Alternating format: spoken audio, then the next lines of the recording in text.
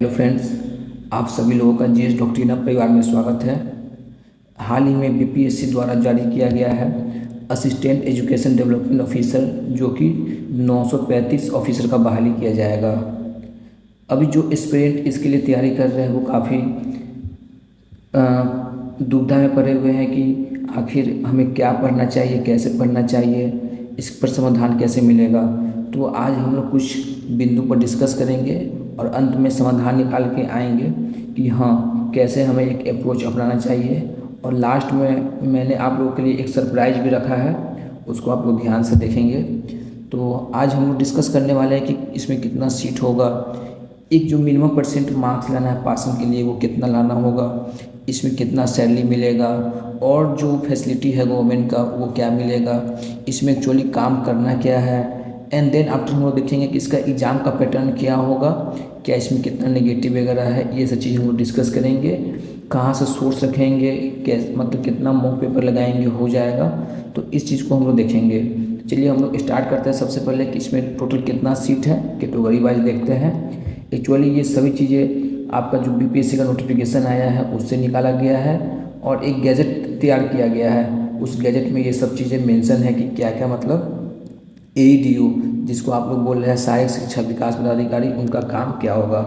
तो सबसे पहले देखते हैं। तो डिफरेंट कैटेगरी में देखिएगा तो इस तरह से सीट है और टोटल अगर सबको जोड़ दिया जाए तो 935 सीट बनता है, जिसमें 319 सीट महिलाओं के लिए आरक्षित है।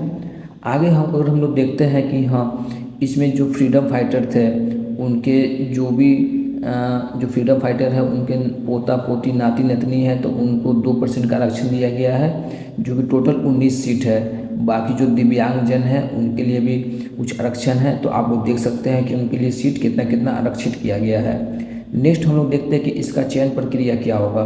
तो चयन प्रक्रिया ये बिल्कुल इसमें ऑब्जेक्टिव नंबर होगा, ऑब्जेक्टिव क्वेश्चन रहेंगे, कुछ एग्ज़ाम होगा और उसमें कोई भी इसके बाद इंटरव्यू नहीं होगा। इट मीन्स क्या करना है कि सिर्फ आपको ऑब्जेक्टिव एग्ज़ाम देना है, वो एग्ज़ाम क्लियर करेंगे और आप लोगों का उसी हिसाब से सिलेक्शन होगा।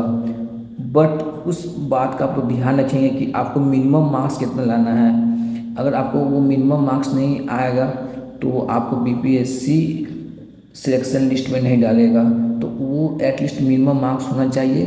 तो इसमें हम देखते हैं वो कितना है। तो आप लोग गौर करेंगे, देखिए समान वर्ग के लिए आपका 40% है, इससे कम होगा तो आपका सिलेक्शन नहीं होगा, चाहे आपने कटअप पार किया हो या नहीं किया हो, या सीट पूरा भरे या ना भरे, आपको एटलीस्ट 40% लाना ही पड़ेगा। जो पिछड़ा वर्ग के उम्मीदवार है उनको 36.5% लाना होगा। जो ईबीसी है, इट मीन जो अत्यंत पिछड़ा वर्ग के उम्मीदवार है उनको 34%, और अनुसूचित जाति अनुसूचित जनजाति महिलाओं एवं निःशक्त जो दिव्यांगजन हैं उनके लिए 32% न्यूनतम मार्क्स लाना पड़ेगा। तो इसको आप लोग अपने कैटेगरीज वाइज हिसाब से ध्यान रखेंगे और उसी हिसाब से तैयारी करेंगे। नेक्स्ट हम लोग देखते हैं कि इसमें सैलरी वगैरह क्या होगा। तो इसका बेसिक पे आपका रखा गया है लेवल 5। तो लेवल 5 में अगर हम लोग देखते हैं तो इसका बेसिक पे हो जाता है 29,200 हो जाता है। जुलाई 2025 में आपको डीए मिल रहा है, जिसको हम लोग बोलते हैं डियरनेस अलाउंस बोलते हैं, तो ये 55% है। अगर हम लोग इसका 55% निकालते हैं बेसिक का, तो आप लोग देख सकते हैं कि 55% ऑफ 29,200, तो ये हमें निकल के आ जाता है 16,060 पे निकल के आता है। फिर आपको मेडिकल अलाउंस भी दिया जाएगा 1,000 रुपया। मान लीजिए ये आप ब्लॉक में रहिएगा, किसी पंचायत में रहिएगा, तो आपको एचआरए भी मिलेगा। जो एचआरए मेनली आपका 5% होगा, 5% के राउंड ही रहेगा, तो ये आपका निकल के आ जाएगा 5%। जब आप लोग कैलकुलेट कर लेंगे तो ये अप्रोक्स आपका 1460 रुपीज़ निकल के आएगा।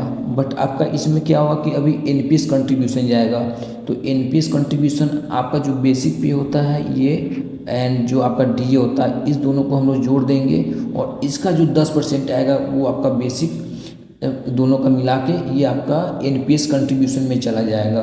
फिर गवर्नमेंट 14% अपने तरफ से कंट्रीब्यूट भी करती है, तो इस दोनों को अगर हम लोग जोड़ देंगे, अगर 10% काट देते हैं यहाँ से, तो ये हमारा हो जाता है 40,734 रुपया निकल के आता है। इसमें आप लोग मेडिकल जोड़ लेंगे 1,000 रुपया, देन आफ्टर आप जोड़ लेंगे 1460 रुपये जोड़ लेंगे तो अप्रोक्स आपका ये 43194। तो आप ये समझ के चले कि आपका 43K और 44K के बीच में रहेगा। तो आपके पास इन हैंड पैसा कितना आ जाएगा, 43,000 44,000 के बीच में आ जाएगा। अभी इसमें गाड़ी वगैरह का क्या फैसिलिटी है वो चीज़ें मेंशन नहीं किया गया है। अगर पंचायत लेवल पे अगर घर का आवास का सुविधा उपलब्ध है तो वो आपको प्रोवाइड कराया जाएगा, तो उस केस में आपको HRA उपलब्ध नहीं होगा। तो ये आपका सैलरी है और बाकी पर्क्स है, तो इसको आप लोग ध्यान से देख लेंगे। अब देखिए इसमें काम क्या क्या करना है। तो जब इसमें आप लोग ऑफिसर बन रहे हैं तो इट मीन्स आपको एडमिनिस्ट्रेटिव, मॉनिटरिंग, रिपोर्टिंग ये सब काम करना पड़ेगा। और आपको एक पंचायत का जो भी स्कूल है उसको आपको देखना है। तो स्कूलों का जो भी जिम्मेदारी है उसका देख रेख करेंगे। शिक्षक छात्र आ रहे हैं कि टाइम से कि नहीं आ रहे हैं, कितने बच्चे आ रहे हैं जा रहे हैं। आपको पता है कि हम लोग कितने अच्छे से अध्ययन करते हैं कि प्राइमरी स्कूल में ड्रॉप आउट क्या है, सेकेंडरी में ड्रॉप आउट क्या है, गर्ल्स चाइल्ड को क्या प्रॉब्लम हो रही है, तो उसका देख रेख ये करेंगे। सरकारी शिक्षा नीति का कैसे पालन किया जा रहा है उसको देखेंगे।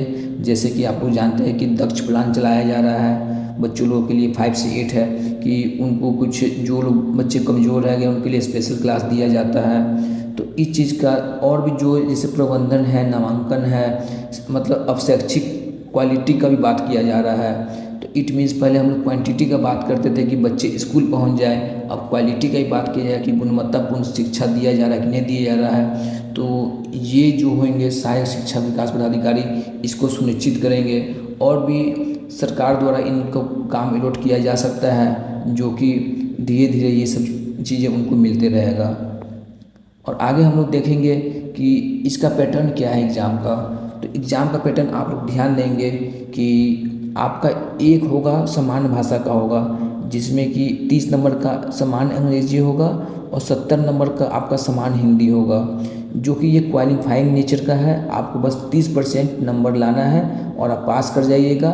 ये आपका मेरिट लिस्ट में नंबर नहीं जुड़ेगा। मेरिट लिस्ट में आपका 2 पेपर से बनेगा। पहला आपका होगा सामान्य अध्ययन और दूसरा होगा आपका जनरल एप्टीट्यूड। तो इस दोनों में 100 नंबर का आपका ये प्रश्न आएगा और कुल अंक आपका 100 नंबर ही होगा। 2 घंटा दिया जाएगा दोनों के लिए। तो इसमें सामान्य अध्ययन में 1/3 नेगेटिव रहेगा, जो सेकेंड पोर्शन है उसमें भी 1/3 नेगेटिव रहेगा, ठीक है। बट आपको ये ध्यान रखना है कि जो क्वालिफाइंग मार्क्स है उसमें आपको 30% नंबर लाना होगा। तो अब देखिए सामान्य अध्ययन में क्या है। जब भी आप एग्ज़ाम का तैयारी करेंगे तो आप लोग भटकेंगे नहीं। ये जो पाठ्यक्रम दिया हुआ है, सिलेबस दिया हुआ है, इसको कहीं प्रिंट आउट करके अपने पास रखेंगे और इसको देखें कि आखिर क्या दिया हुआ है। तो सामान्य भाषा में देखेंगे तो क्या लिखा हुआ है यहाँ पर, सामान्य अंग्रेजी एवं सामान्य हिंदी के प्रश्न इस तरह के होंगे कि अभ्यर्थी की भाषा संबंधी प्रयोग की समझदारी की जांच की जा सके। इट मीन्स आपको बेसिक हिंदी और इंग्लिश का नॉलेज होना चाहिए। जो बेसिक ग्रामर होता है हिंदी और इंग्लिश में वो चीज़ें आपको आना चाहिए। तो बहुत बेसिक होगा तो आप आसानी से इसको कर लेंगे। दूसरा आपका सामान्य अध्ययन है जो कि 100 नंबर का होगा, जो आपका मेरिट लिस्ट में जुड़ेगा, उसको आप लोग अच्छे से देखेंगे। इसमें सामान्य विज्ञान, राष्ट्रीय एवं अंतर्राष्ट्रीय महत्व की समसामयिक घटनाएं, it means current affairs, Bharat का इतिहास, बिहार के इतिहास की प्रमुख विशेषताएँ, सामान्य भूगोल, बिहार के प्रमुख भौगोलिक प्रभाग तथा यहाँ की महत्वपूर्ण नदियाँ, भारत की राज्य व्यवस्था, आर्थिक व्यवस्था, आज़ादी के पश्चात बिहार की अर्थव्यवस्था के प्रमुख परिवर्तन, भारत का राष्ट्रीय आंदोलन तथा बिहार का योगदान को जांचने वाले प्रश्न होंगे। इट मीन जीएस को काफ़ी होलिस्टिक वे में कवर किया गया है। तो आपको क्या करना होगा इसके लिए कि जाइए एनसीईआरटी का बेसिक पोर्शन उठाइए, उसको कवर करें। बिहार स्पेशल कोई भी एक आप बुक ले लीजिए। हिंदी माध्यम के स्टूडेंट है तो हिंदी वाला कोई ले लीजिए, अंग्रेजी माध्यम के है तो आप उसको ले लीजिए। और प्रैक्टिस करने के लिए सबसे अच्छा क्या करें कि आप जो बीपीएससी का प्रीवियस ईयर क्वेश्चन बैंक है या आपका सीसीई का हो, it mean civil service examination का हो, या कोई और भी एग्ज़ाम जो बीपीएससी द्वारा कंडक्ट कराया गया है उसको देखेंगे और उसको अपना पैमाना मान कर तैयारी करेंगे। ज़्यादा हाई फाई तैयारी करने की आवश्यकता नहीं है और ज़्यादा लो तैयारी रखने की आवश्यकता नहीं है। एक बैलेंस्ड अप्रोच रखने की आवश्यकता है, जिस पर हम लोग और भी इस पर गहनता से चर्चा करेंगे आगे चल के। नेक्स्ट पेपर आपका होता है सामान्य योग्यता, जिसको जनरल एप्टीट्यूड बोलते हैं। तो इसमें बेसिक आपको नॉलेज होना चाहिए गणित का और एप्टीट्यूड का, रीजनिंग का। तो इसमें देखेंगे आप संख्या पद्धति से संबंधित प्रश्न, पूर्ण संख्याओं का अभिकलन, दशमलव एवं भिन्न, संख्याओं के बीच परस्पर संबंध, मूलभूत अंक, गणितीय सक्रियाएं। तो आप लोग क्या करेंगे कि ये सब पार्ट देख लेंगे, और ये सब पार्ट कहीं ना कहीं एसएससी का एग्ज़ाम आपको देखे होंगे तो उससे मैच करता है।